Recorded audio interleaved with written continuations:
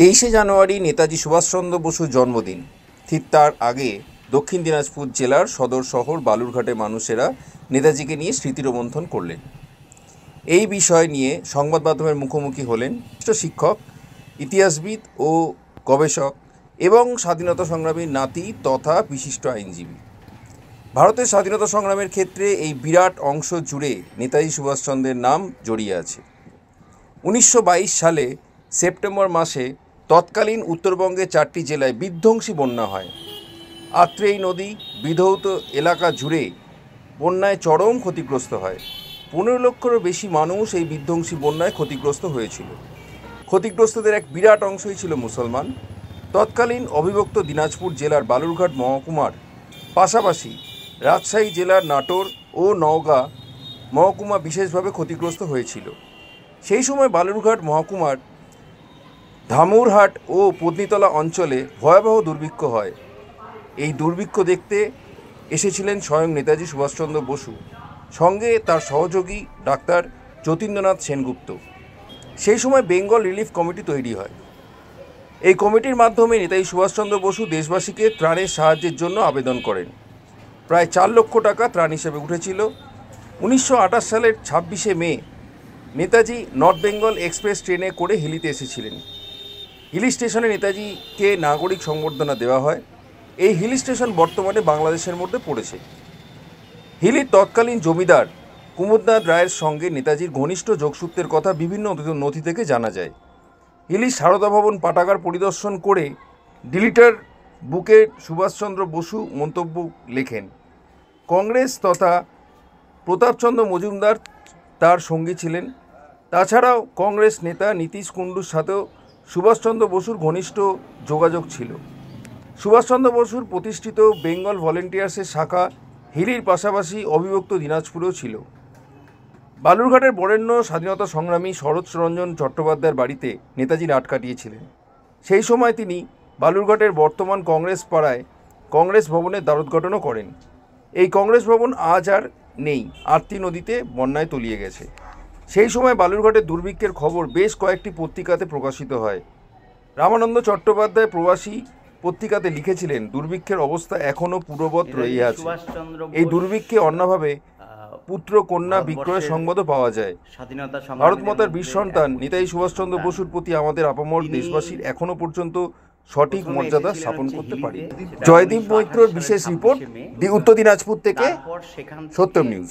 তিনি বালুরঘাটে তার বেশ কিছু স্মৃতি আছে এবং বিশেষত দিনাজপুর অঞ্চলে তার অনেক স্মৃতি জড়িয়ে আছে।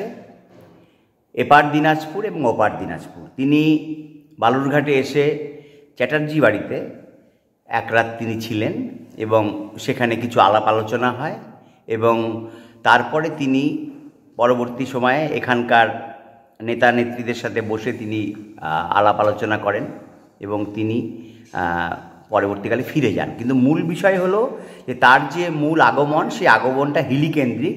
কারণ তিনি হিলিতে এসেছিলেন, প্রতাপচন্দ্র মজুমদার সে সময় ছিলেন, তিনি তাকে স্বাগত জানান। তিনি হিলির কুমুদনাথ রায় সাহেব যে তাদের সাথে একটা যোগসূত্র ছিল এবং নেতাজি সুভাষচন্দ্রের যে গুপ্ত সমিতি বেঙ্গল ভলেন্টিয়ার্স, এই বেঙ্গল ভলেন্টিয়ার্সের শাখা দিনাজপুরে ছিল। অনেকে বলেন যে তরুণ সংঘ যেটি নাম, সেই তরুণ সংঘের মানে প্রকৃতপক্ষে তরুণ সংঘ বকলমে বেঙ্গল ভলেন্টিয়ার্সের কিছু কিছু কাজ তারা কিন্তু করত গোপনে এবং সেই জন্য তরুণ সংঘের উপর ব্রিটিশ যারা গোয়েন্দা ছিল তাদের কিন্তু তীক্ষ্ণ নজর ছিল। এই সময় যে হিলিতে যারা এই স্বাধীনতা সংগ্রামের আন্দোলন এবং তথাপি এই বেঙ্গল ভলেন্টিয়ার্সের কর্মধারাকে এগিয়ে নিয়ে গিয়েছিলেন, তাদের মধ্যে অন্যতম ছিলেন পঞ্চানন চট্টরাজ, ছিলেন হচ্ছে শ্রীধর সাহা এবং মাধবচন্দ্র রায়। আর এছাড়া যে বেঙ্গল ভলেন্টিয়ার্সের যে দিনাজপুর অঞ্চলের যে তার যে কর্মকেন্দ্র, সেখানে তারা যারা নিয়ে গেছিলেন এগিয়ে, তাদের মধ্যে অন্যতম ছিলেন হচ্ছে হৃষিকেশ তরফদার, নির্মাল্য সেন, নরেন ঘোষ এবং লোকেন রায়। তো সুতরাং দিনাজপুর, নেতাজি এবং হিলি এবং বালুরঘাটের সঙ্গে সম্পর্ক, এই নিয়ে নেতাজির একটা মস্ত বড় অধ্যায় এই অঞ্চলে রয়েছে। এবং নেতাজি এমন একটা মানুষ ছিলেন, তিনি সবার কাছে তিনি জনপ্রিয় ছিলেন এবং নেতাজি একমাত্র মানুষ যিনি নিজস্ব উদ্যোগে একটা সেনাবাহিনী তৈরি করেছিলেন। ভারত কেন, পৃথিবীর ইতিহাসেও এটা বিরল থেকে বিরলতম ঘটনা, তার সেই আজাদিন বাহিনীর ঘটনা।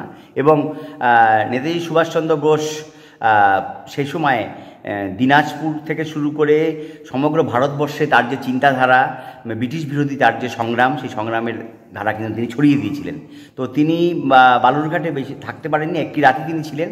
তারই মধ্যে তিনি স্বাধীনতা সংগ্রামীদের উৎসাহ দিয়েছেন, উদ্দীপনা দিয়েছেন, ব্রিটিশ বিরোধী আন্দোলনকে আরও সংঘবদ্ধ হতে তিনি সাহায্য করেছেন।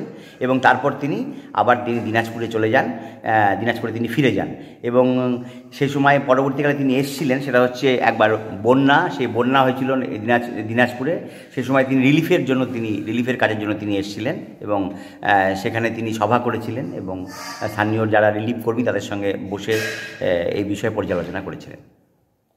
আপনার নাম? সমিত ঘোষ। আপনি কি পদে আছেন?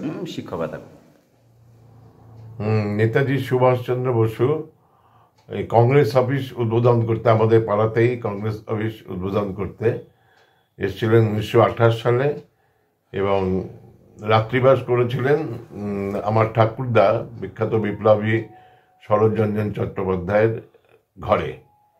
রাত্রিবেলা ছিলেন, রাতে খাওয়া দাওয়া করেছিলেন এবং শুনেছি যে আমার বাবার ঠাকুমা তাকে 52 রকম পদ দিয়ে খাইয়েছিলেন।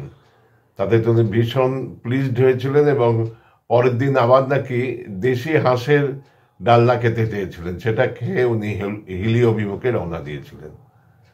তা আমি সেই শরৎরঞ্জনের নাতি হিসাবে এইসব তথ্য জোগাড় করেছি এবং তিনি এখানে এক রাত বাস করে চলে গিয়েছিলেন। আপনার নাম? আমার নাম Sushobhan Chatterjee, advocate. I happen to be the grandson of late Saratranjan Chatterjee. ভয় নয়, আপোষ নয়, শুধু সত্য খবর পরিবেশনার প্রত্যয়। সত্যম নিউজ।